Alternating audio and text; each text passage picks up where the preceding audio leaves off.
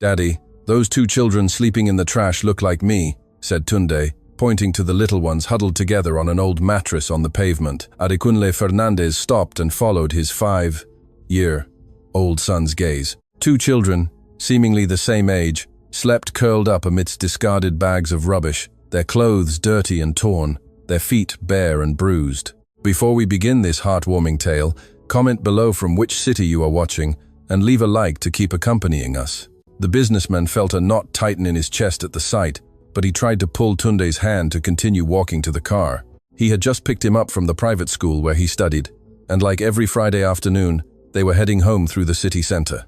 It was a route Adekunle usually avoided, always preferring to pass through the more affluent neighborhoods. But heavy traffic and an accident on the main avenue had forced them to traverse this poorer, more dilapidated area. The narrow streets were filled with homeless people, street vendors, and children playing amongst the accumulated garbage on the sidewalks. However, the boy wriggled free with surprising strength and ran towards the little ones, completely ignoring his father's protests. Adekunle followed, worried not only about Tunde's reaction to seeing so much misery up close, but also about the dangers this area represented. There were constant reports of robberies, drug trafficking, and violence. Their expensive clothes and the gold watch on Adekunle's wrist made them easy targets. Tunde knelt beside the grimy mattress and observed the faces of the two children, sleeping deeply, exhausted by life on the streets. One had light brown, wavy hair, shiny despite the dust, just like his own, and the other was dark-skinned with a slightly deeper complexion. But both had facial features remarkably similar to Tunde's. The same arched, expressive eyebrows, the same oval, delicate face, even the same dimple on the chin that Tunde had inherited from his late mother. Adekunle approached slowly, a growing unease transforming into something close to panic. There was something deeply disturbing in that resemblance, something that went far beyond a mere coincidence. It was as if he were seeing three versions of the same creature at different stages of life. "Tunde, let's go right now. We can't stay here," Adekunle said, trying to pull his son up firmly, yet unable to tear his gaze away from the sleeping children, captivated by the impossible vision. "They look just like me, Daddy. Look at their eyes," Tunde insisted as one of the little ones stirred slowly and opened his eyes with difficulty. Sleepily, he revealed two green eyes identical to Tunde's, not just in color but in their almond shape. The intensity of their gaze, and that natural sparkle Adekunle knew so well. The boy startled at the sight of strangers nearby, and quickly woke his brother with gentle, yet urgent, touches on the shoulder. The two sat up abruptly, clinging to each other, visibly trembling, not just from the cold but from pure, instinctive fear. Adekunle noticed that both had the exact same curls as Tunde, only in different shades, and the same body posture, the same way of moving, even the same way of breathing when they were nervous. "Please don't hurt us," said the one with brown hair, instinctively positioning himself in front of his younger brother in a protective gesture that Adekunle recognized immediately with a shudder. It was exactly the same way Tunde protected younger classmates at school when a bully tried to intimidate them. The same defensive movement, the same brave posture despite visible fear. The businessman felt his legs tremble violently, and he had to lean against a brick wall to avoid falling. The resemblance between the three children was stunning, terrifying, impossible to attribute to chance. Every gesture, every expression, every bodily movement was identical. The dark-skinned boy opened his eyes fully, and Adekunle nearly fainted on the spot. They were the same penetrating green eyes as Tunde's, but there was something even more disturbing. The expression of curiosity mixed with caution, the particular way of furrowing his brow when confused or scared, even the way he hunched slightly when feeling fear. Everything was exactly as he saw in his son daily. All three were the same height, had the same slender physique, and together they seemed like perfect reflections in a shattered mirror. Adekunle held on tighter to the wall, feeling the world spin around him. "What are your names?" Tunde asked with the innocence of his 5 years, sitting on the dirty sidewalk, unconcerned about soiling his expensive school uniform. "I'm Lucas," replied the one with brown hair, relaxing as he realized this boy, his age posed no threat, unlike the adults who usually chase them away from public spaces. "And this is Mateo, my younger brother," he added, pointing tenderly to the dark-skinned boy beside him. Adekunle felt the world spin even faster, as if the ground were disappearing beneath his feet. Those were exactly the names he and Patricia had chosen for their other 2 children. Had the complicated pregnancy resulted in triplets, names written on a piece of paper kept lovingly in the bedside drawer, discussed during long sleepless nights, names he had never mentioned to Tunde or anyone else after his wife's death. It was an absolutely impossible, terrifying coincidence that defied all logic and reason. "Do you live here on the street?" Tunde continued, conversing with the children as if it were the most natural thing in the world, brushing Lucas's dirty hand with a familiarity that disturbed Adekunle even more. "We don't have a real home," Mateo said in a weak, hoarse voice, likely from crying or asking for help. "The aunt who looked after us said she didn't have money to support us anymore and brought us here at dawn. She said someone would appear to help us." Adekunle moved closer, desperately trying to process what he was seeing and hearing without losing his sanity. The 3 not only looked the same age and had the same physical features, but also shared the same unconscious, automatic gestures. They all scratched their heads behind their right ear in the same way when nervous. They all bit their lower lip in the same spot when hesitating before speaking. They all blinked in the same way when concentrating. These were small details, imperceptible to most people, but devastating to a father who knew his son's every gesture. "How long have you been here on the street alone?" Adekunle asked, his voice completely choked, kneeling beside Tunde on the dirty sidewalk, unconcerned about his expensive suit. 3 days and 3 nights, Lucas replied, counting carefully with his small, dirty fingers, but with a precision that revealed intelligence. "Aunt Marcia brought us here at dawn when no one was on the street and said she would come back the next day with food and clean clothes. But she hasn't returned yet." Adekunle felt his blood run cold, as if an electric current coursed through his entire body. Marcia. That name echoed in his mind like a deafening thunderclap, awakening memories he had tried to bury for years. Marcia was the name of Patricia's younger sister, a troubled and unstable woman who had disappeared completely from family life right after the traumatic birth and her sister's death, a woman Patricia had often spoken of, mentioning her serious financial difficulties, drug addiction problems, and abusive relationships. A sister who had borrowed money countless times during Patricia's pregnancy, always with different excuses, and then vanished without a trace or forwarding address. A woman who was present at the hospital throughout the labor, asking strange questions about medical procedures and what would happen to the babies in case of complications. Tunde looked at his father, his green eyes full of genuine tears, gently touching Lucas's arm. "Daddy, they're so hungry. Look how thin and weak they are. We can't leave them here alone." Adekunle looked more closely at the 2 children in the fading light of dusk and saw that they were indeed severely malnourished. The worn and mended clothes hung on their frail bodies like rags. Their faces were pale and sunken, with deep dark circles under their eyes. Their eyes, dull and tired, revealed days without adequate nourishment or restful sleep. Beside them, on the grimy mattress, lay a nearly empty water bottle and a torn plastic bag with remnants of stale, moldy bread. Their small hands were dirty and raw, with cuts and scratches, likely from rummaging through garbage for something edible. "Did you eat anything today?" Adekunle asked, kneeling completely at the children's level, trying to control the rising emotion in his voice. "Yesterday morning, a man who works at the corner bakery gave us an old sandwich to share," Mateo said, his eyes downcast, ashamed of their situation. "But today we didn't get anything. Some people pass by, look at us with pity, but pretend not to see us and keep walking fast." Tunde immediately pulled out a whole package of cream-filled cookies from his expensive school backpack and offered them to the children with a spontaneous, generous gesture that filled Adekunle with paternal pride and existential terror at the same time. "You can eat them all. My daddy always buys me more, and we have lots of delicious food at home."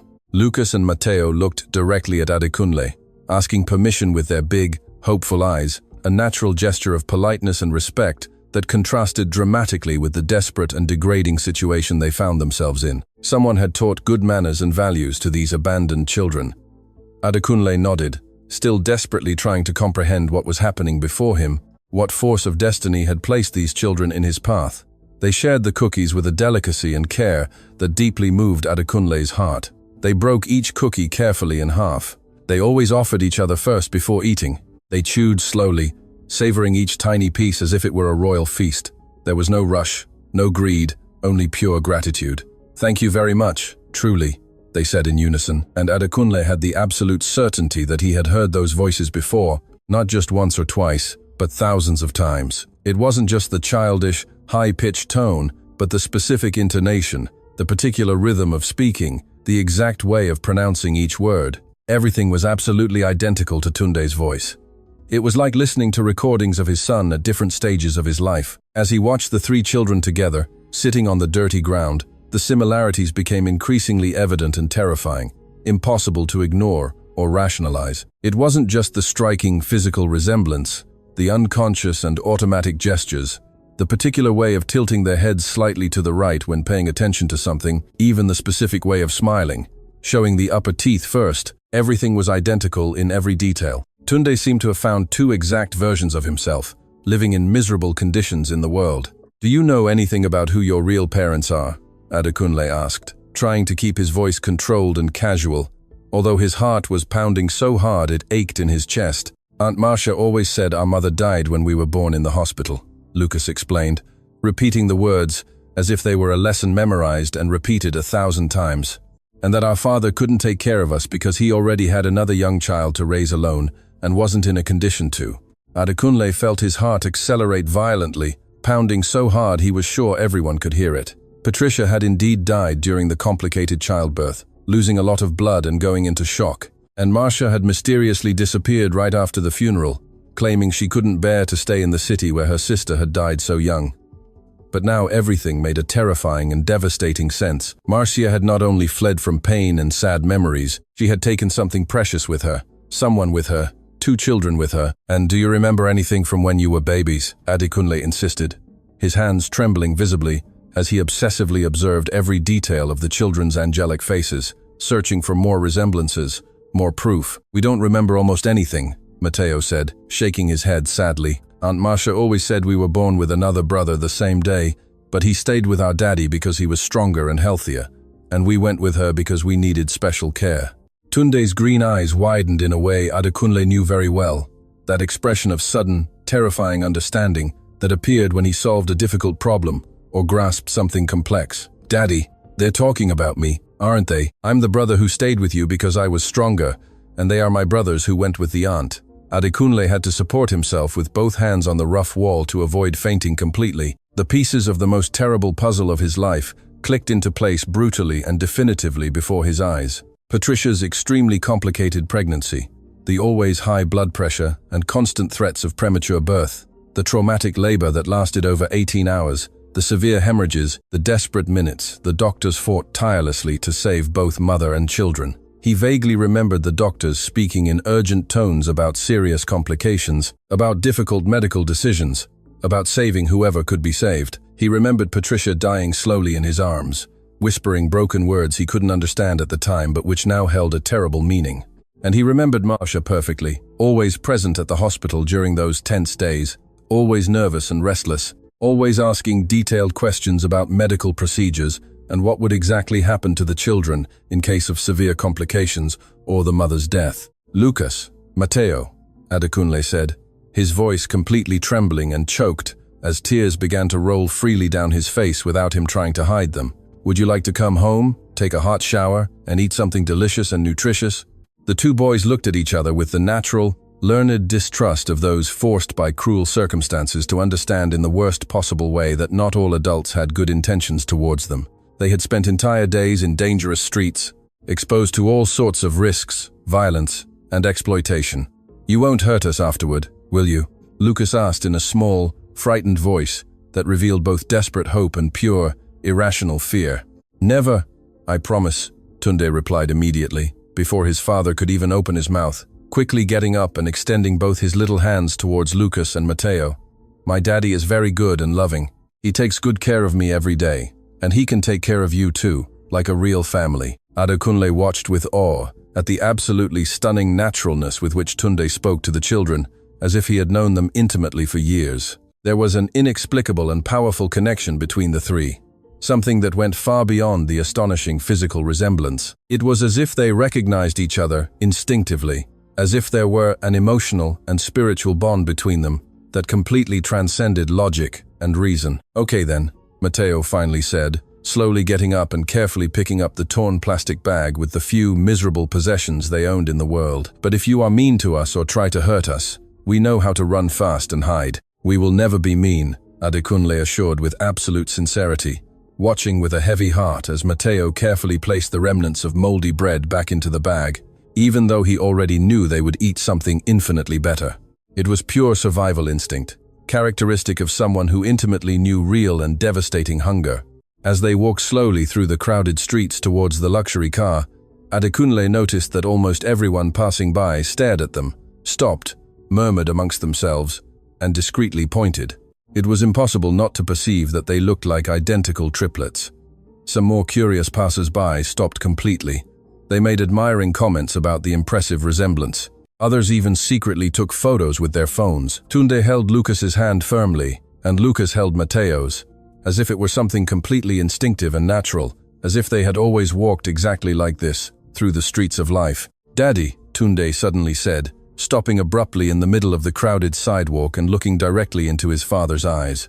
"I always dreamed I had brothers who looked exactly like me. I dreamed we played together every day, that they knew the same things I know, that we were never alone or sad.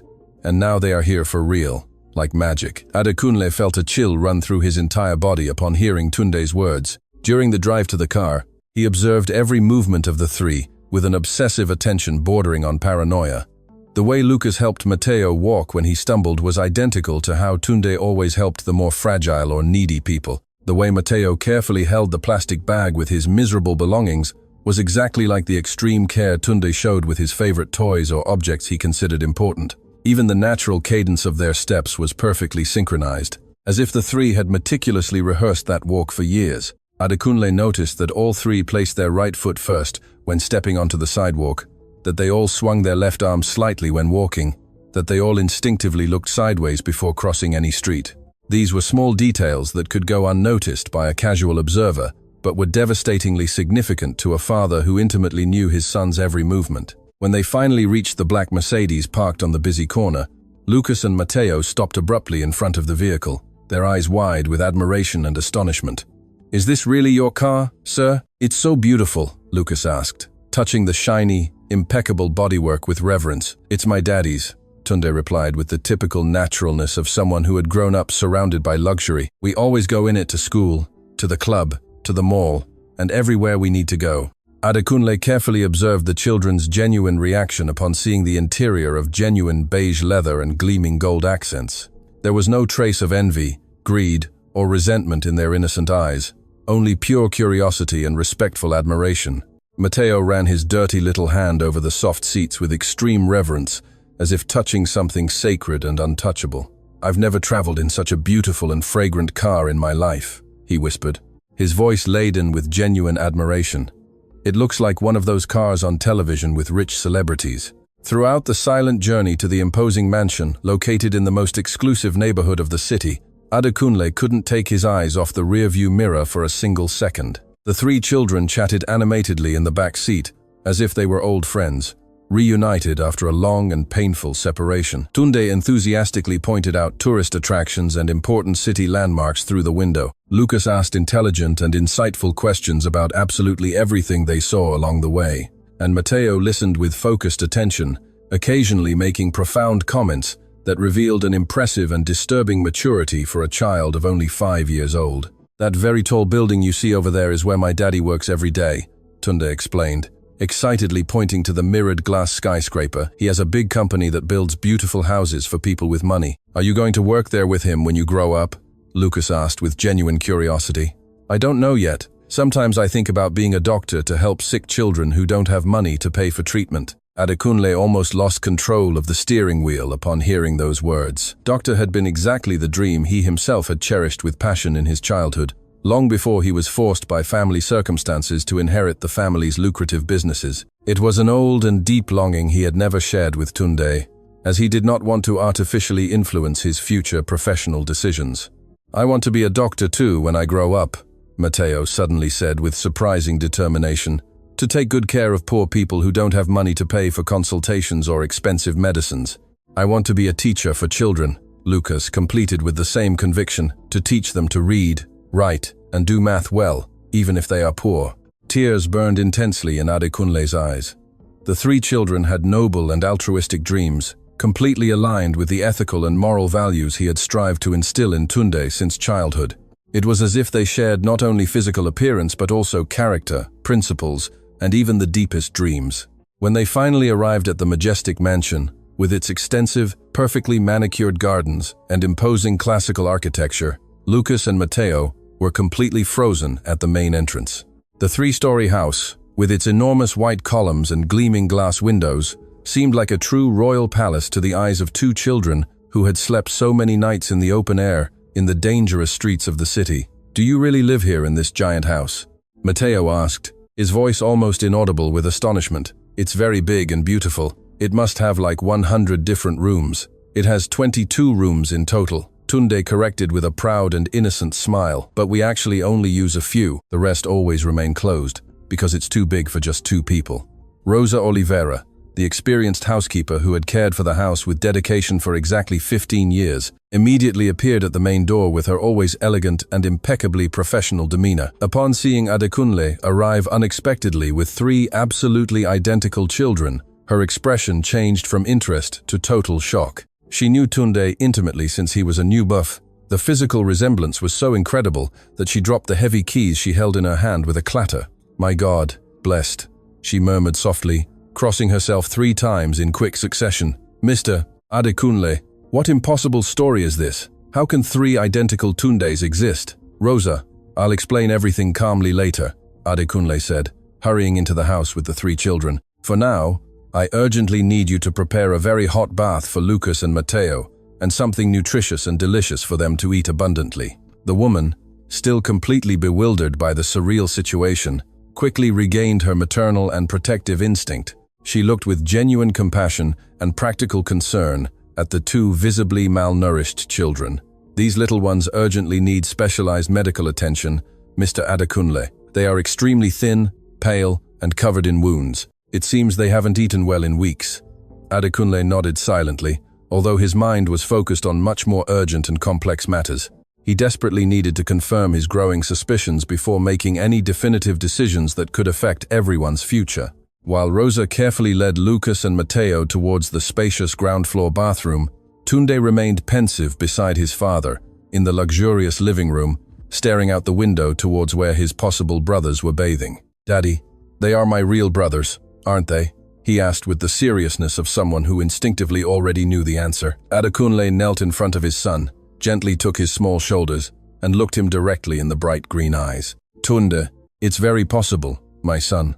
But I need absolute scientific certainty before I say anything definitive." "I'm already completely sure," Tunde affirmed with unwavering conviction, placing his little hand on his chest. "I feel it right here. It's as if a very important part of me, which had always been missing, has finally come home." Adekunle hugged him tightly, trying to contain the avalanche of emotions that threatened to overflow completely. Tunde's pure intuition perfectly matched all the accumulating evidence, but Adekunle needed irrefutable scientific proof before accepting such a shocking and transformative reality. When Lucas and Matteo finally emerged from the long bath, dressed in Tunde's clean clothes, which fit them perfectly in every detail, the physical resemblance became even more evident and striking. With clean, shiny, and carefully combed hair, and angelic faces free from the dirt of the streets, the 3 children looked like identical reflections in perfect mirrors. It was impossible to distinguish significant differences between them, except for the slightly different tones of their hair. Rosa then appeared with a large tray full of nutritious sandwiches, various fresh fruits, cold whole milk, and still warm homemade cookies. The children began to eat with impeccable manners, but Adekunle noticed with a heavy heart how they devoured absolutely everything with desperate speed. The primitive instinct of chronic hunger still present and dominant. "Slow down, my little angels," Rosa said with genuine maternal affection. "There's much more delicious food in the kitchen. You don't need to rush. You can eat as much as you want." "Forgive me, Mrs. Rosa," Lucas said, embarrassed, stopping immediately. "It's just that we haven't eaten well for a long time. We forgot how to behave." "You don't need to apologize, my dear child. Eat calmly and slowly. This house is also yours now." Adekunle strategically took advantage of that moment of calm to make some extremely urgent and important phone calls. First, Enrique Almeida, a renowned and respected pediatrician who had carefully followed Tunde since his birth and knew the family's entire medical history.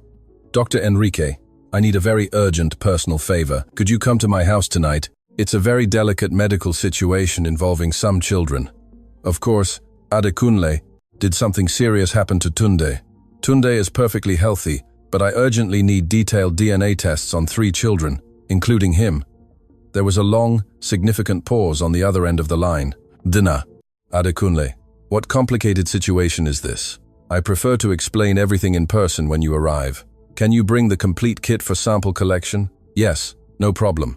I'll be there in a maximum of 2 hours. The second call was directed to his trusted personal lawyer, Dr. Roberto Mendez, a recognized specialist in family law and child custody matters. Roberto, I urgently need your specialized help with an extremely delicate family matter. What happened, Adekunle? It's possible I have 2 other biological children, besides Tunde. Children who were, let's say, irregularly separated from him at birth. How so, irregularly separated? Adekunle, you're making me very worried and confused. It's a long and complicated story. I urgently need to know my legal rights as a biological father and how to proceed correctly. I'll be there tomorrow morning. Don't do anything precipitous until we talk in detail. While Adekunle made these calls in his study, the 3 children played harmoniously in the luxurious living room, as if they had been intimate brothers for years. Tunde proudly showed his expensive toys and collections. Lucas taught creative games he had learned in his hard life on the streets, and Matteo told fantastic stories he invented on the spot. The natural synchrony between the 3 was simultaneously disturbing and beautiful to observe. They laughed with the same tone, gestured identically when speaking. They even breathed at the same rhythm when concentrated. Tunde, Adekunle said, calmly returning to the living room after finishing the calls.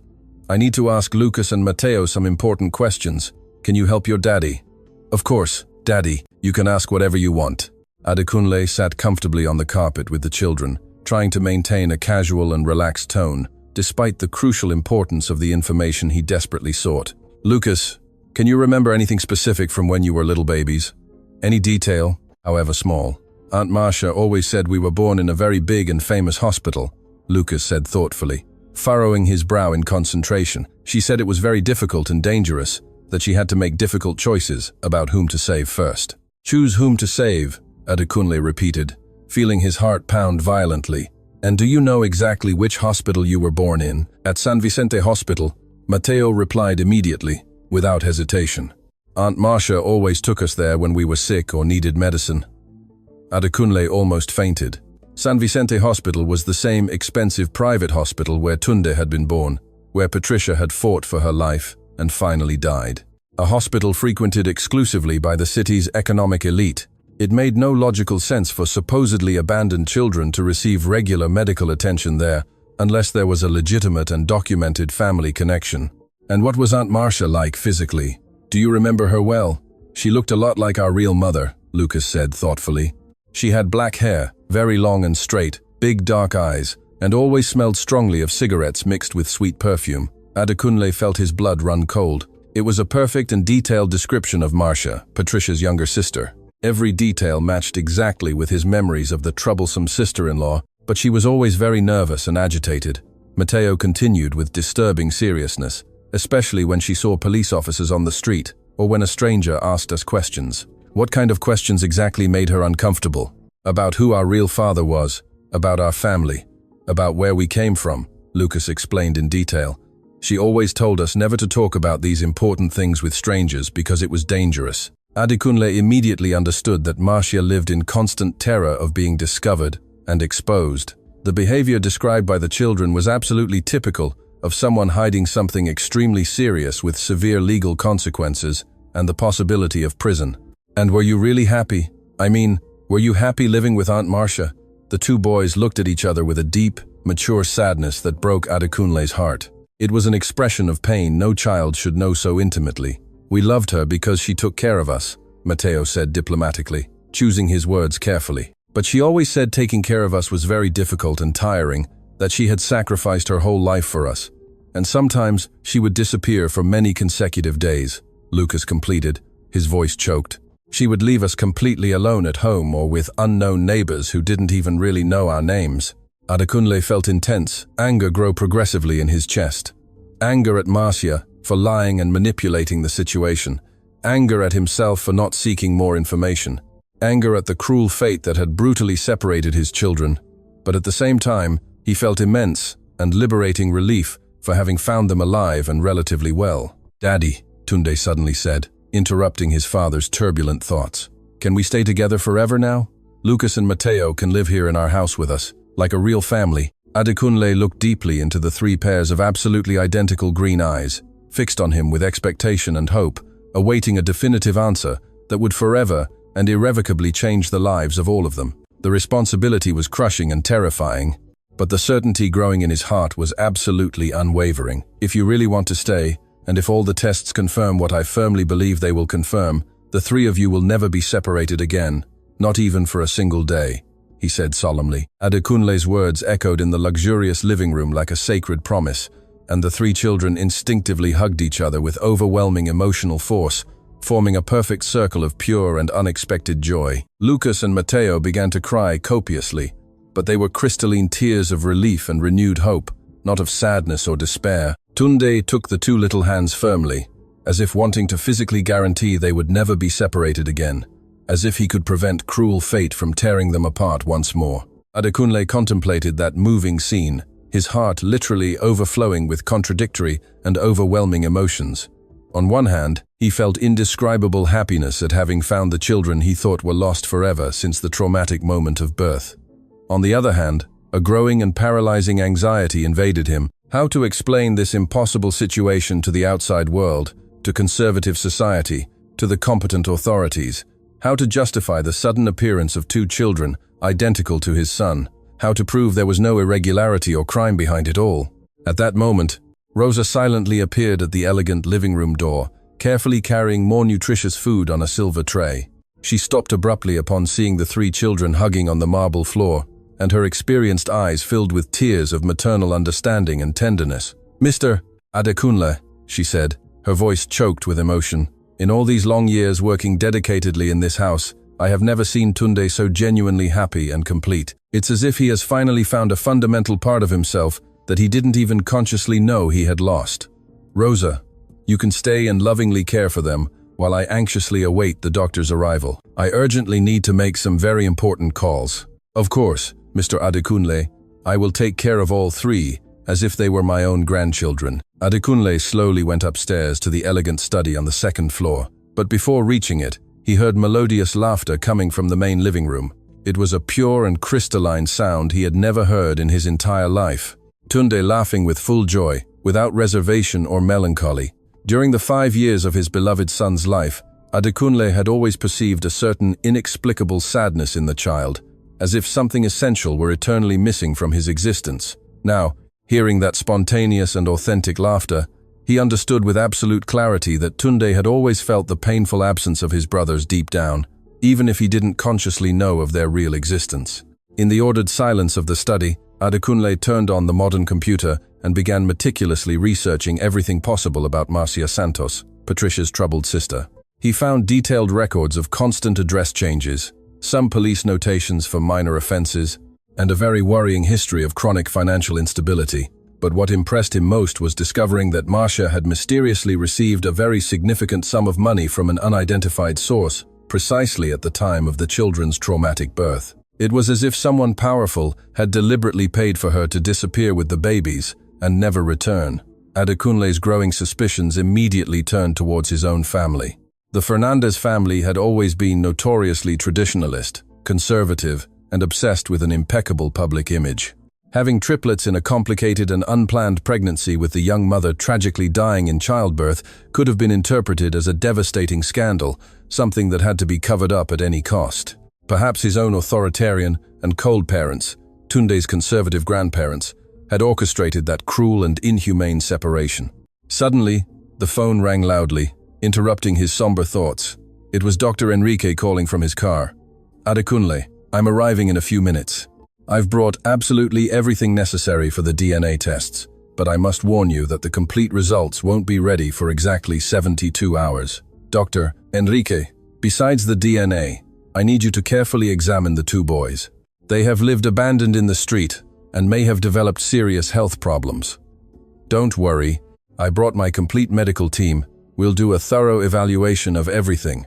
When Adekunle calmly descended the marble stairs, he found a domestic scene that moved him more than anything in his adult life. Rosa had lovingly prepared an impeccable snack on the elegant dining table, and the 3 children were sitting politely like little gentlemen, chatting animatedly about their dreams and future plans. There was a natural harmony between them that transcended all logic. "When I'm a doctor," Tunde said with a sparkle in his green eyes, "I'm going to have a big hospital just to take care of poor children who don't have money. And I'm going to be a doctor too," Matteo completed with equal determination. "But I'm going to lovingly take care of abandoned animals, because they suffer just like people. And I'm going to be a teacher," Lucas said with admirable conviction, "to patiently teach children who never had the chance to truly study." Adekunle was deeply impressed by the naturalness with which the 3 projected a shared and integrated future, as if they had always instinctively known they would be united to face life. It was as if they shared not only genes but also values, dreams, and an identical vision of the world. Dr. Enrique arrived punctually at the agreed time, carefully carrying 2 heavy professional medical briefcases. He was a distinguished man of 60, with completely gray hair and elegant gold-rimmed glasses that inspired immediate trust and credibility. He had known Adekunle since their college days, and had professionally accompanied him through the devastating tragedy of Tunde's birth and Patricia's death. "Adekunle," he said, entering the living room calmly, stopping abruptly upon seeing the 3 children gathered. "Merciful God, what an absolutely impossible resemblance this is. It is precisely this inexplicable resemblance that I urgently need to discuss with you," Adekunle replied seriously. "Doctor," Enrique cautiously approached the children with the typical care and natural delicacy of an experienced pediatrician who had dedicated decades to childcare. "Hello, dear children. I am Dr. Enrique, Tunde's personal doctor for many years. You can affectionately call me Dr. Enrique." "Hello, Doctor," Lucas and Matteo said in unison with the impeccable politeness that Adekunle had already noted and admired repeatedly. "I need to perform some very simple medical exams on you." "It's okay. It won't hurt at all, I promise." While the doctor meticulously examined the children with specialized instruments, Adekunle explained the complex situation in painstaking detail. Dr. Enrique listened with growing astonishment and medical and ethical concern. "Adekunle, if all this is scientifically confirmed, we are facing an extremely delicate illegal medical situation. These children were criminally deprived not only of their biological family, but also of regular adequate medical care. The detailed medical examination revealed that Lucas and Matteo were visibly malnourished with mild but concerning anemia and some significant vitamin deficiencies.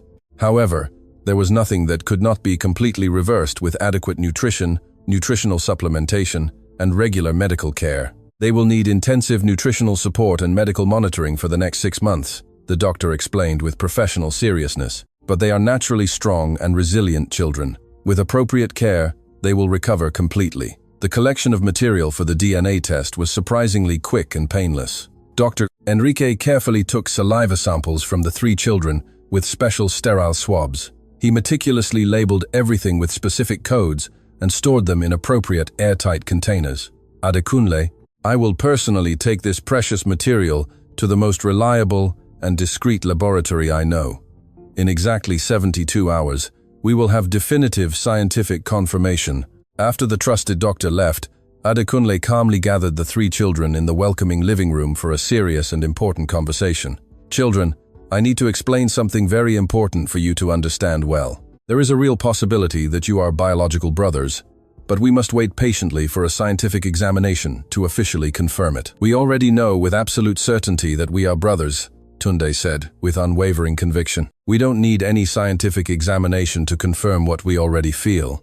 I know perfectly well, my son, but adults and authorities need irrefutable scientific proof to make important legal decisions. And if the test says we are real brothers," Lucas asked with visible anxiety, "will we be able to stay here in this house forever? If the result is positive, the 3 of you will never be separated again, not for a single day. That is my most sacred promise." Matteo, who had remained thoughtful and silent throughout the conversation, finally spoke in a small but firm voice. "Mr. Adekunle, can we call you Dad? For real."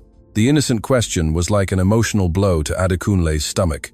For exactly 5 solitary years, only Tunde had called him Dad. Hearing that sacred word from the mouth of a child he had met only a few hours ago awakened deep feelings he didn't even know existed in his heart. "Can you call me whatever you feel most comfortable with?" he replied, his voice broken with emotion.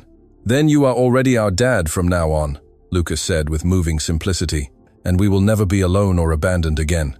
That special and transformative night, Adekunle carefully settled Lucas and Matteo into luxurious rooms adjacent to Tunde's, but the three children categorically insisted on sleeping all together in Tunde's family room. "We slept separately our whole lives," Tunde explained with touching seriousness. "Now we want to be close together to make up for lost time." Adekunle immediately agreed, deeply moved by their instinctive need to remain physically close after years of forced separation. He placed extra mattresses on the floor of Tunde's room and organized a cozy family camp-like setting. As the children quietly prepared for sleep, Rosa discreetly approached Adekunle with a serious expression. "Mr. Adekunle, can I tell you something important?" "Of course, Rosa. Speak freely. I have worked dedicatedly with children for over 30 years of my life. I have seen many different and complex situations. But what happened here today in this house was the work of God. These children recognized each other in a way that has no possible human explanation. Do you really believe they are genuinely brothers?" "Mr. Adekunle, I don't need a DNA test at all to be sure. It's enough to observe carefully how they behave together naturally. They are like three perfect puzzle pieces that have finally fit into the right place." Before going to sleep, Adekunle quietly went to the children's room to wish them good night lovingly. He found the three lying side by side on the mattresses with Tunde strategically in the middle, holding Lucas's and Matteo's hands, firmly like a natural protector. "Daddy," Tunde whispered in the darkness, "thank you very much for finding my lost brothers." "Thank you for picking us up from the street," Lucas whispered with infinite gratitude. "Thank you for not kicking us out," Matteo added, his voice full of emotion. Adekunle delicately kissed the foreheads of the three children, feeling an emotional and spiritual fullness he had never experienced in his entire adult life. "Good night, my beloved children. Sleep peacefully and safely. Daddy is here taking care of you forever." Later, completely alone in his silent room, Adekunle called his mother, Mrs. Elena Fernandez, the authoritarian matriarch of the traditional family, with determination. "Mom, I urgently need to tell you something extremely important." "What happened now, Adekunle? Did something serious happen to Tunde?" "Tunde is perfectly fine, but today I found two abandoned children who could be my biological sons." There was a long, significant silence on the other end of the line. "How so, exactly, Adekunle?" "Two children, absolutely identical to Tunde. I firmly believe they are the other babies born with him that terrible night." "Adekunle, you are completely delirious. Tunde has always been an only child. There were absolutely no other babies in the delivery." "Mom, I clearly remember confused fragments of that traumatic delivery. I remember the doctors speaking urgently about difficult decisions, about saving whoever was humanly possible. That is completely impossible and absurd. If there were other babies, I would have known everything." "You knew perfectly well, Mom. Now I have absolute certainty of it, and I want to know immediately exactly what happened to my missing children." The ensuing silence was deafening and charged with tension. Adekunle could clearly hear his mother's heavy and irregular breathing on the other side of the line. "Adekunle, come to the house tomorrow morning. We need to talk urgently in person about all of this." "Why exactly can't you tell me now?" "Because it is an extremely delicate conversation that must be done face to face, and bring the children with you. I need to see them with my own eyes." Hanging up the phone with trembling hands, Adekunle remained awake all night, staring fixedly out the wide window and obsessively thinking about everything that had happened on that absolutely extraordinary and transformative day. In less than 12 intense hours, his life had completely and irreversibly changed. From a lonely father of an only son, he had become the devoted father of triplets.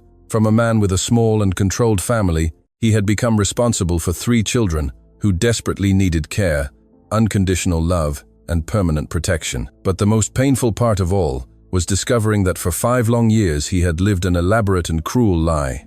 His other two biological children had not died in childbirth, as he had always sincerely believed. They had been deliberately separated, criminally hidden, and raised far from him for sinister reasons he still didn't fully understand. Through the silent window, Adekunle could see the first golden ray of sun majestically rising on the horizon. A new day dawned slowly, and with it, the concrete promise of definitive answers to questions that had tormented him for years. "Tomorrow, finally, we will know the complete truth," he murmured to himself, thinking tenderly of the three children sleeping peacefully in the next room, finally reunited after 5 cruel years of forced and unnecessary separation. The morning arrived sooner than expected, announced by the soft sounds of the children moving in the adjoining room. It was barely 6 a.m. when Adekunle heard low laughter and whispered conversations coming from Tunde's room. He got up silently, and peeking through the half-open door, observed a scene that filled him with tenderness and melancholy at the same time. The three were sitting in a circle on the floor, still in pajamas, sharing cookies that Tunde had hidden in a drawer. Lucas was teaching Matteo a hand game while Tunde watched attentively, trying to learn too. It was as if on this morning they were making up for years of lost games. "Good morning, guys," Adekunle said, entering the room with a genuine smile. "Did you sleep well?" "Daddy, it was the best night of my life," Tunde replied immediately. "I dreamed we were flying together through the sky." "I also dreamed we were flying," Lucas added in amazement. "And there was a beautiful woman smiling at us from the sky." Adekunle felt a chill run down his spine. Patricia had always said that when she died, she wanted to fly free as a bird. Could it be possible that the children had dreamed of the mother they never knew? "And I dreamed we lived in a big house with a garden full of flowers," Matteo completed. "And we had a brown dog that played with us." Adekunle almost tripped. Before Patricia's death, they had planned to buy a golden retriever to accompany the baby they were expecting. A dream he had never mentioned to Tunde. At that moment, Rosa appeared at the door with a tray of hot chocolate and fresh rolls. "Good morning, my little angels. Have a good breakfast, because today will be an important day." While the children had breakfast, Adekunle received an unexpected call. It was Dr. Roberto, his lawyer, calling earlier than scheduled. "Adekunle, I need to talk to you urgently. Something serious happened during the night." "What was it, Roberto?" "The police received an anonymous tip about kidnapping of minors. Someone said you are holding 2 children in your house against their will." Adekunle felt his blood run cold. "What do you mean? Kidnapping? Those children were abandoned in the street." "I know, but the report was filed, and now the Child Protective Services wants to make a visit. They can arrive at any moment." "Roberto, these children are my sons. I'm sure they are, Adekunle. But until we have the DNA proof, legally they are still missing minors. You need to cooperate fully with the authorities." After hanging up, Adekunle gathered the children in the living room. He had to prepare them for what might happen. "Guys, today some important people might come to ask you questions. I want you to always answer truthfully, okay?" "What kind of questions?" Lucas asked, sensing the concern in Adekunle's voice about how they got here, how they feel, if anyone forced them to stay. "No one forced us," Matteo said firmly. "We chose to stay because this is our home." Tunde then approached his father and took his hand. "Daddy, they won't separate us, will they?" "I'll do everything possible to prevent that, my son." At 9 a.m., 2 cars stopped in front of the mansion. From the first stepped out a social worker, a psychologist, and a representative from the Child Protective Services. From the second descended 2 uniformed police officers. Adekunle opened the door before they could ring the bell. "Good morning. I imagine you are here about the children," asked the social worker, a middle-aged woman with glasses and a rigid posture. "I am Dr. Marisa Silva from the Child Protective Services. We received a report about 2 children who are allegedly being held in your residence. The children are not being held. They are being cared for because I found them abandoned in the street. Nevertheless, we need to speak with them separately to assess the situation." Adekunle agreed, but asked to accompany the interviews. The psychologist, Dr. Carmen, seemed more understanding than the social worker. "Mr. Adekunle, we will speak with the children together first and then individually. It's important that they feel comfortable." The 3 little ones were taken to the living room, where they sat side by side on the large sofa. The resemblance between them did not go unnoticed by anyone. "My God," muttered one of the police officers to his partner. "They look like identical triplets." Dr. Carmen knelt in front of them. "Hello, children. I am Dr. Carmen, and I came to talk with you. Can you tell me how you came to this house?" Tunde answered first. "My daddy and I were coming back from school when we saw Lucas and Matteo sleeping on the street. I told my daddy they looked like me." "And you wanted to come here?" the psychologist asked Lucas and Matteo. "Yes," Lucas replied without hesitation. "Tunde said this would be our home too. Are you happy here?" "Very happy," Matteo said. "For the first time in our lives, we have a real family." The social worker intervened with a sterner tone. "Children, you know you cannot stay with strangers. Where are the adults who were taking care of you before?" "Aunt Marcia left us on the street and never came back," Lucas explained. "She told us she was going to find us a new family. But she lied. And who is this Aunt Marcia? She was our mother's sister, Matteo replied. But she didn't like taking care of us very much. For 2 hours, the officials asked detailed questions, spoke with the children individually, with Adekunle, and also with Rosa. The housekeeper was instrumental in clarifying the situation. "Doctor," Rosa said to the psychologist, "I have worked with children for over 30 years. These little ones are not being coerced or mistreated. On the contrary, I have never seen children so happy and integrated, but the resemblance between them is impressive," observed the social worker. "How do you explain that?" "I explain it because they are brothers," Adekunle stated firmly. "We have already collected samples for the DNA test. In 2 days, we will have confirmation. Until then, the children must remain under state custody," declared the social worker. "It's standard procedure." "No," Tunde shouted, getting up from the sofa. "You can't take my brothers away." Lucas and Matteo began to cry, hugging Tunde. "Please, don't separate us again," Lucas pleaded. The psychologist observed the reaction with professional attention. "Dr. Marisa, these children have a very strong emotional bond. Separating them now could cause psychological trauma. But the protocol must consider the children's well-being," interrupted the psychologist. "I suggest they remain here under supervision until the DNA results are out." After a long discussion, the officials reached a temporary agreement. The children could stay with Adekunle, but there would be daily visits from the Child Protective Services, and the situation would be constantly re-evaluated. "Mr. Adekunle," said the social worker before leaving, "any irregularity, and the children will be removed immediately." After the authorities left, Adekunle hugged the three. "Everything will be all right. In 2 days, we will have proof that they are brothers." "Daddy," Tunde said, "why do some people want to separate families?" "Sometimes, Tunde, people don't understand that family isn't just about who shares the same last name, but about those who truly love each other." That afternoon, Adekunle decided to take the children to visit Grandma Elena. It was time to face the past and discover the truth of what happened 5 years ago. The Fernandez mansion was in an even more luxurious neighborhood, with immense gardens and imposing architecture. Upon arrival, Mrs. Elena was waiting on the terrace, elegantly dressed as always. Seeing the 3 children get out of the car, her expression changed drastically. "My God," she murmured, bringing her hand to her chest. "How is this possible?" "Hello, Grandma Elena," Tunde shouted, running to hug her as soon as he energetically got out of the car. "I brought my brothers for you to meet." Elena stared intently at Lucas and Matteo as if seeing ghosts. Her hands trembled visibly. "Adekunle," she said. Her voice choked. "We need to talk immediately.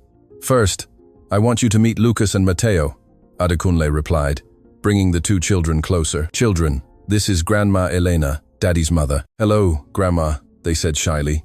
Elena knelt before them, observing every detail of their faces. Tears began to roll down her cheeks. "They are identical to Tunde when he was a baby," she whispered. "And they are also identical to Patricia." Adekunle understood that his mother knew more than she had revealed. "Mom, do you recognize these children?" Elena stood up slowly, wiping her tears. "Adekunle, send the children to play in the garden. We need to talk about things they shouldn't hear yet. Children, go play outside. Rosa will go with you." When the little ones went out, Elena sat down heavily in an armchair.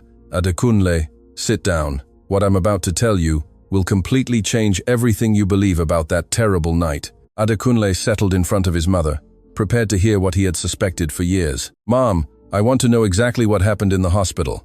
"Adekunle, you have to understand the context. Patricia was dying. There were 3 premature babies, and the doctors said they couldn't save them all." "Continue." "Your father and I made a terrible decision that night. We decided it was better to save one strong baby than to lose all 3. Adekunle felt anger fill his chest. "You chose Tunde and abandoned my other children." "We didn't abandon them." Marcia offered to take care of the other 2. "We thought it would be best. And you never told me." "Adekunle, you were devastated by Patricia's death. We thought it would be better not to complicate your pain further." "Complicate?" "Mom, you stole 2 children from me. You made me live 5 years believing they were dead." Elena began to cry. "Adekunle, forgive me. We thought we were doing the best for everyone. The best. And where has Marcia been all these years? Why did she abandon the children?" Marcia developed drug problems. 2 years ago, we lost all contact with her." Adekunle stood up, pacing the living room with growing rage. "You destroyed these children's lives. They could have grown up with me, with love and care." "Adekunle, it was a decision made in desperation. It was a criminal decision. Adekunle stopped in front of his mother. Now I want you to help me fix this situation. I want all the documents, all the papers related to the birth of the three. Elena nodded tearfully. Adekunle, there's something else you need to know. What else? The babies weren't just born premature. They were born with a rare genetic condition that could cause them health problems in the future. Adekunle shuddered. What kind of problems? Heart problems. All three could need corrective surgery when they are older. And you hid that too. The doctors said Tunde was fine for now. And the other two? I preferred they die far from me. Elena couldn't answer.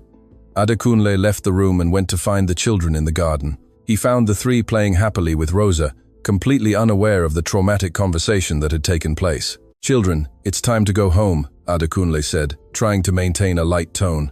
Have we met Grandma yet? Tunde asked. Yes, and she loves you very much, just like I do. On the way home, Tunde noticed his father was restless. Daddy, Grandma Elena said something sad. Adekunle took a deep breath before answering. Tunde, sometimes adults make very big mistakes trying to protect those they love. Grandma made a mistake a long time ago, but now we're going to fix everything and we'll stay together forever, my son. Nothing and no one will separate you again. That night, while the children slept, Adekunle received an unexpected call. It was Dr. Enrique. Adekunle, I need to talk to you urgently. It's about the children's tests. Any problem, Adekunle? I found something in the blood tests that you need to know immediately. Adekunle's heart accelerated violently upon hearing the extremely worried and grave tone of Dr. Enrique. There was something in the way the doctor, always experienced and controlled, spoke that awakened a primitive and devastating fear in the businessman's chest. During the last 2 intense and emotionally exhausting days, Adekunle had experienced a roller coaster of emotions, quickly moving from the overwhelming joy of reuniting with his children, whom he thought were lost forever, to the paralyzing terror of losing them again to the competent authorities, and now he faced the terrifying possibility that something much more complex, sinister, and disturbing was happening in his life. Dr. Enrique, what specific type of medical problem did you find in the children's tests? Adekunle asked, desperately trying to keep his voice steady, while feeling his hands tremble involuntarily, like leaves in the wind. Adekunle, I prefer not to discuss this over the phone. It's an extremely delicate, complex, and potentially dangerous matter that needs to be explained in detail in person. I can come by your house right now. The children have been sleeping deeply for several hours. Wouldn't it be better to talk early tomorrow morning? Adekunle, this cannot wait until tomorrow. It's about their critical health and something extremely disturbing that I discovered in old medical records I was able to access through special contacts at the hospital. An icy, terrifying chill ran through Adekunle's entire body. Medical records? What specific records? Complete and detailed records of Patricia's traumatic childbirth. There is crucial information there that completely contradicts everything you believe you know about that terrible night. Doctor, you are frightening and distressing me greatly. What exactly are you talking about? I'll be at your house in exactly 20 minutes. Prepare yourself mentally and emotionally, because what I am about to reveal to you will radically and irreversibly change your understanding of everything that happened. Adekunle hung up, his hands trembling as if he had received an electric shock. He slowly went up to the children's room and observed them sleeping peacefully, embracing each other, as they instinctively did every night. Tunde was in the middle, naturally protecting Lucas and Matteo with his small but determined arms. They were a moving image of pure innocence and genuine brotherly love that starkly contrasted with the growing storm of uncertainty and terror in Adekunle's turbulent mind. Exactly 20 minutes later, Dr. Enrique arrived punctually, carrying a voluminous and heavy folder, and with a somber and worried expression that Adekunle had never seen on his usually kind and reassuring face. There was something deeply unsettling about the doctor's posture, a palpable tension that put Adekunle on high alert. Adekunle, let's go to your private office immediately. We need total privacy for this extremely delicate conversation. In the silent and isolated study, Dr. Enrique carefully placed the folder on the mahogany table and slowly opened it, revealing old medical documents, complex laboratory analyses, and yellowed photographs that Adekunle didn't recognize immediately, but found unsettlingly familiar. Adekunle, first I want you to sit comfortably and prepare yourself mentally and emotionally for what I am about to reveal. It is an extremely complex, delicate, and potentially explosive medical and ethical situation. Doctor, please get straight to the point. I am literally desperate with worry and anxiety. Very well. First, The blood tests definitively confirmed my initial medical suspicions. Lucas and Matteo have exactly the same rare congenital heart condition as Tunde. It's an extremely rare genetic anomaly that affects approximately 1 in 100,000 births. Adekunle momentarily breathed a sigh of relief, feeling some tension leave his shoulders. So, they are indeed my biological children. The DNA test will confirm it scientifically, Adekunle. Here is the devastating problem. The DNA will likely confirm they are biological brothers, but it may not confirm that you are their direct biological father. How is that? I don't understand anything. Dr. Enrique carefully removed an old, yellow document from the folder with extreme care. This is the complete and detailed medical report of Patricia's traumatic childbirth, which I was able to access through special and confidential contacts at the hospital. Adekunle, that terrible night was much more complicated and disturbing than you remember or were led to believe. Explain better, please. Patricia did not have natural triplets. She was naturally pregnant, only with Tunde. But during the prolonged and painful labor, a serious and inexplicable medical emergency occurred. She began to have violent seizures and massive internal hemorrhaging that the doctors could not adequately control. Adekunle leaned forward, listening obsessively to every crucial word. The experienced doctors performed an emergency cesarean section to save Tunde and desperately tried to save Patricia. But during the surgery, they discovered something completely unexpected and scientifically disturbing. What exactly did they discover, doctor? There were 2 more developed children in Patricia's uterus, but they were not biologically hers. Adekunle froze. How not hers? She was visibly pregnant for months. Adekunle, this will seem impossible and absurd, but the medical evidence is irrefutable and scientifically documented. Patricia suffered what doctors call superfetation, an extremely rare condition in which a pregnant woman ovulates again and becomes pregnant again during an existing pregnancy. Is that really possible? Yes, it is possible, but extraordinarily rare. It occurs when a woman ovulates during an established pregnancy and has sexual intercourse with another man or through artificial intervention. Adekunle felt the world collapse around him. Are you directly telling me that Patricia cheated on me with another man? Not necessarily a voluntary betrayal. There is another, even more disturbing possibility. Dr. Enrique carefully pulled detailed medical photographs from the folder. These are technical photos of the surgical procedure performed that night. The 2 children found in Patricia's uterus were approximately 2 weeks less developed fetally than Tunde. And what does that mean scientifically? Adekunle asked. It means they were conceived exactly 2 weeks after Tunde. But Adekunle, here is the most disturbing and terrifying part. These children had physical and genetic characteristics that strongly suggest they were not conceived naturally at all. How not naturally? Explain in detail, doctor. There is irrefutable medical evidence that these children were the direct result of advanced clandestine artificial insemination or in vitro fertilization. Someone with specialized medical knowledge implanted artificially developed embryos into Patricia's uterus, without her or your knowledge or consent. Adekunle stood up abruptly, pacing nervously around the room in complete and devastating shock. This is absolute madness. Who would do something so monstrous and cruel? Adekunle, that is exactly the question that kept me awake all night. Who had regular physical access to Patricia?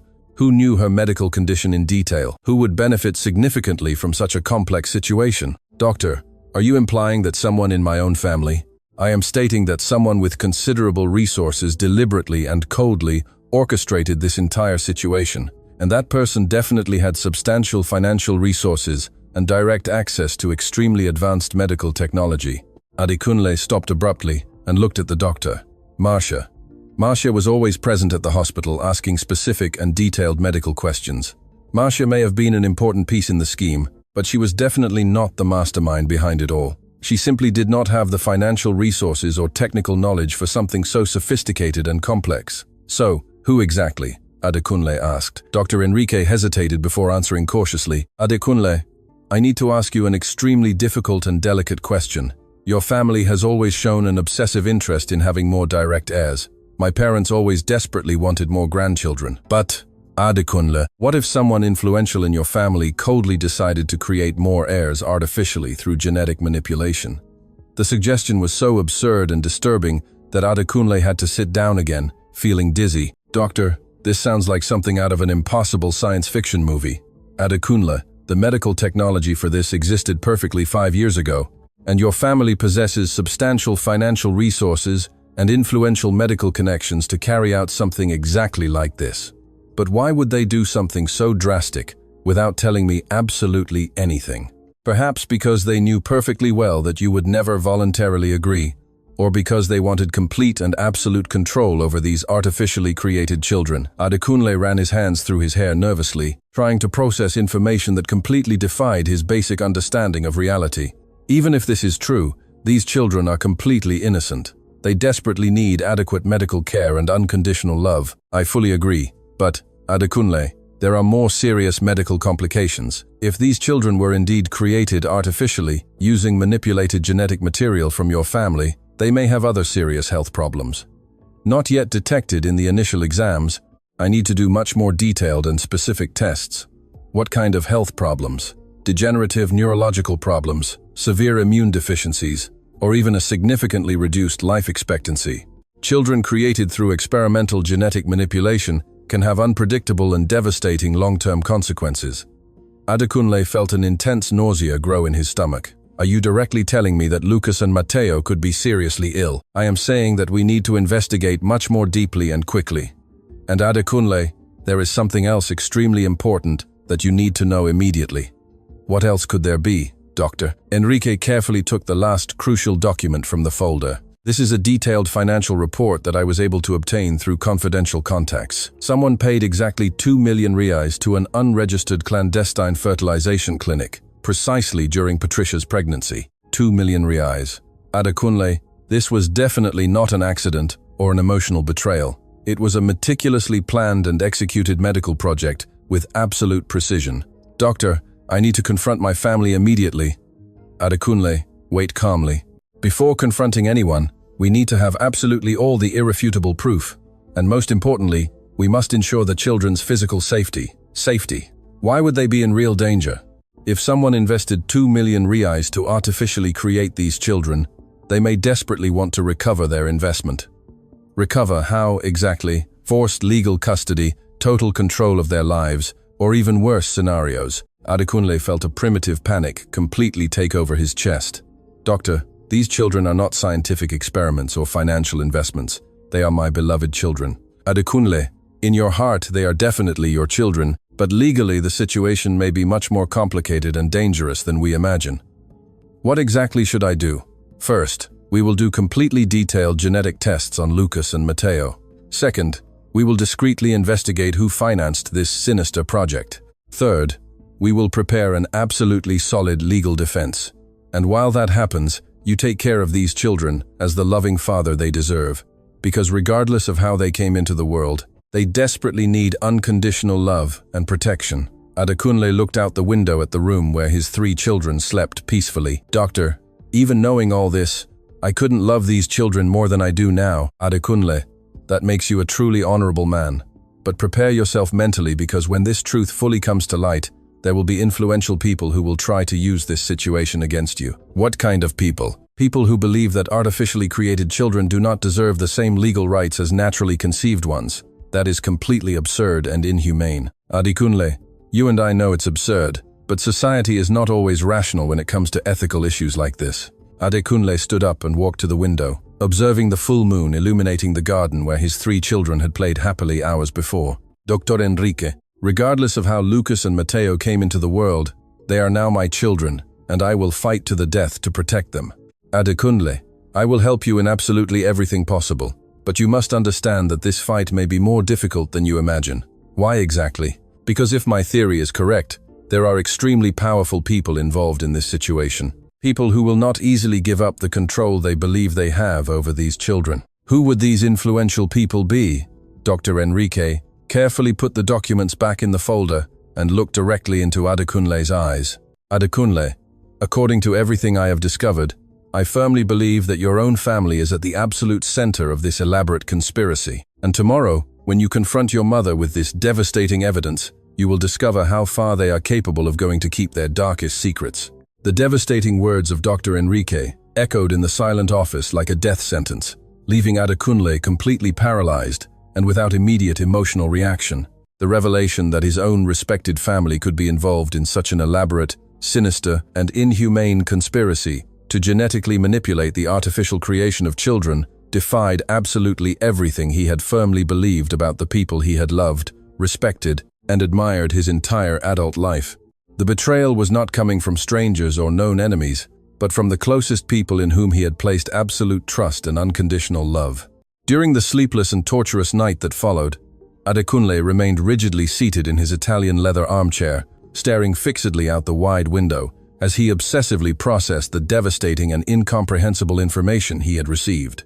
Every time he closed his exhausted eyes, he clearly saw the angelic faces of Lucas and Matteo sleeping peacefully, completely unaware and innocent of the fact that their very existence might be the direct result of a cruel and calculated scientific experiment, coldly orchestrated by people who naturally should have protected and loved them unconditionally. The disturbing idea that these pure and innocent children were considered commercial products, financial investments, or scientific experiments by someone in his own family filled him with a cold, calculating, and implacable anger he had never experienced before in his entire existence. It was a fury that transcended common rage, transforming into something more primitive and dangerous. At 5 a.m., as the first golden rays of the sun began to illuminate the distant horizon, Adekunle heard the first melodious sounds coming from the children's room.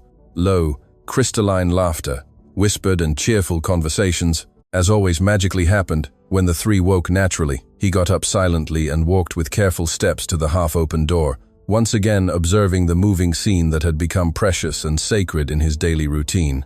Tunde was patiently teaching Lucas and Matteo how to make colorful paper airplanes from pages of a children's magazine, and the three competed amicably to see which would fly farthest across the spacious room.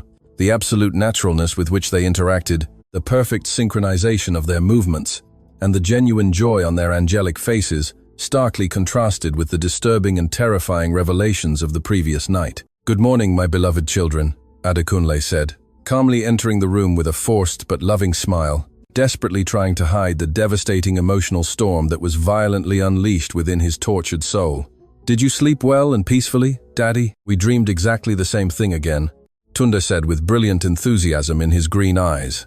"All three of us dreamed we were on a beautiful, sunny beach, playing happily in the white sand, with a beautiful woman with long, silky hair, and she was singing us a very beautiful and melancholic song." "Yes," Lucas completed with a dreamy expression, "a song that seems like we already knew it from somewhere very far away and special." Matteo nodded enthusiastically, adding specific details that sent a chill down Adekunle's entire spine. "The beautiful woman had green eyes exactly like ours, and affectionately told us she had always cared for us with great love, even when we didn't consciously know it." Adekunle immediately recognized, without the slightest doubt, the detailed description. It was Patricia, as she often appeared in his own nostalgic dreams during the painful first years after her premature death. The deep and inexplicable spiritual connection between the three children and the mother they had never personally known was something that transcended any known scientific, medical, or rational explanation, a phenomenon that defied logic and touched the realm of the supernatural. "My dear children," Adekunle said, lovingly sitting down with them on the floor, "today we are going to have a very special and important day. We are going to visit Grandma Elena again, and then perhaps make some other very important visits for our family." "Are we going to meet more interesting relatives?" Lucas asked with genuine curiosity and bright eyes, full of expectation. "Perhaps you will meet some relatives, and perhaps you will discover very important things about yourselves and about our family," Adekunle replied. Rosa silently appeared at the door, carefully carrying an elegant tray with breakfast, specially prepared with love and attention. "Good morning, my dear little angels. Today I prepared special pancakes with honey, exactly how you like them best." While the children happily had breakfast in the luxurious dining room, Adekunle received an urgent call from his personal lawyer, Dr. Roberto. "Adekunle, I have extremely important news about the detailed financial investigation you requested. I have obtained very interesting and revealing documents about your family's suspicious financial transactions over the last 5 years." "What kind of suspicious transactions?" Adekunle asked. "Substantial irregular transfers to officially unregistered medical clinics, significant payments to private and clandestine genetics laboratories, and a considerable amount discreetly deposited into an offshore account in the name of Marcia Santos." Adekunle felt his stomach clench painfully with the confirmation of his worst suspicions. "Roberto, I urgently need you to come to my house today. We have a lot to discuss in detail. Adekunle, there is something else extremely important and disturbing. Marcia Santos was found dead last night in a cheap, dirty hotel in the city center. Apparently, it was a drug overdose, but there are some no-use circumstances.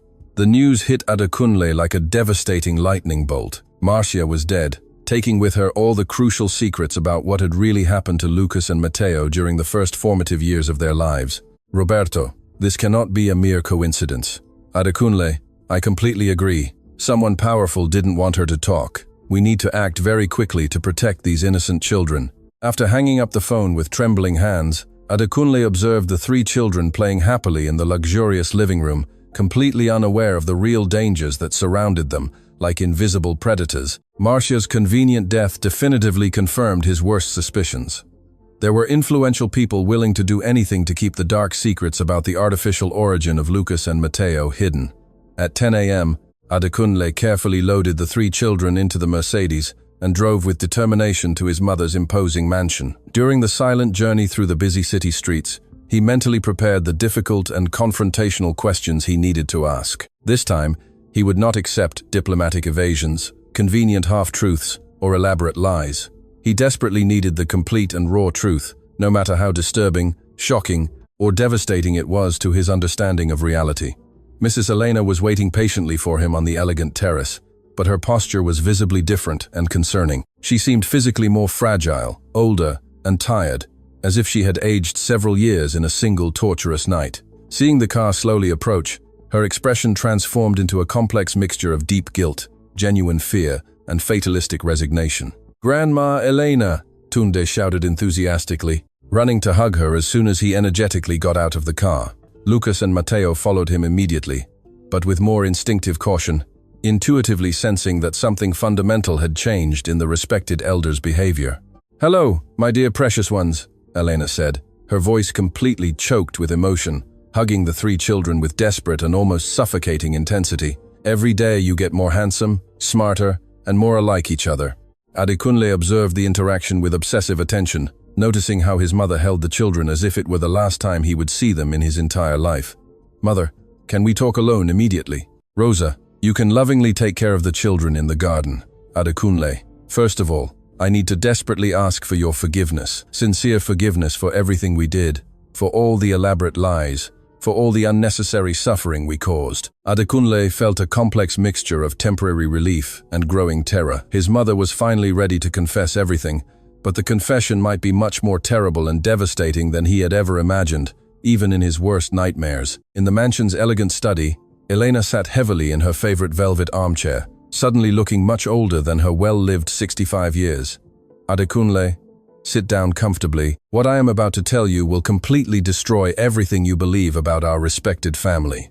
Mom, I already know that you were directly involved in the artificial creation of Lucas and Matteo. What I desperately need to know is exactly why you did it." Elena sighed deeply, as if gathering all possible courage to reveal the darkest and most shameful secret of her life. "Adekunle, when Patricia became naturally pregnant with Tunde, we discovered through detailed examinations that she had a rare genetic condition that could be hereditarily transmitted to the child." "What specific condition?" "A genetic predisposition to serious congenital heart problems. The specialist doctors categorically stated that there was a 50% chance that Tunde would be born with serious and potentially fatal health problems." Adekunle leaned intensely forward, paying obsessive attention to every crucial word. "Continue with all the details." "Your father and I were completely desperate and terrified. The Fernandez line had always been characterized by robust health and exceptional longevity. The terrifying idea of having a sick and frail heir was completely unacceptable to us. So, what exactly did you do?"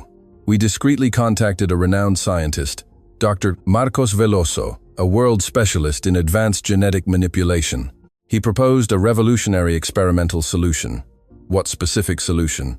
"To create 2 genetically modified and enhanced children who would be perfectly compatible with Tunde for eventual organ transplants, but who would also have genetically corrected versions of the problematic genes." Adekunle felt nausea grow violently in his stomach. "You created Lucas and Matteo as spare parts for Tunde. It wasn't that simple or cruel, Adekunle. Dr. Veloso personally assured us that the children would be completely healthy and normal, just with some significant genetic enhancements. What kind of genetic enhancements? Greater natural resistance to diseases, increased intelligence, prolonged longevity.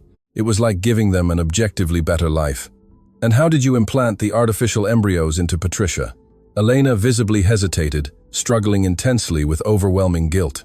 During a routine prenatal checkup, Dr. Veloso manipulated Patricia slightly and implanted the modified embryos. She never knew what had truly happened. You criminally violated my wife's body without her consent. Adekunle, we sincerely thought we were doing the best for everyone. Patricia would have more children, and Tunde would have siblings who could save him if necessary. And when she tragically died in childbirth, it was a completely unforeseen complication. Dr. Veloso said it had no relation to the experimental procedure. And Marcia? What exactly was her role? Marcia agreed to take care of the 2 children in exchange for a considerable sum. She would be like a surrogate mother until they were needed.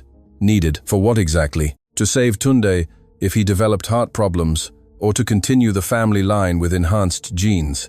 Adekunle stood up abruptly, pacing nervously around the room with increasing and uncontrollable rage.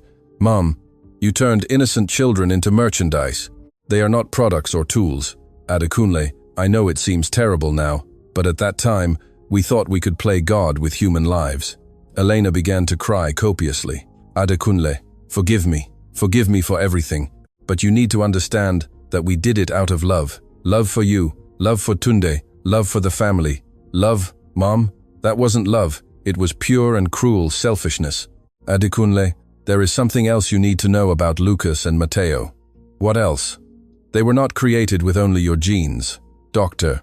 Veloso used genetic material from various sources to create perfect profiles. Adekunle stopped walking, feeling the world spin violently.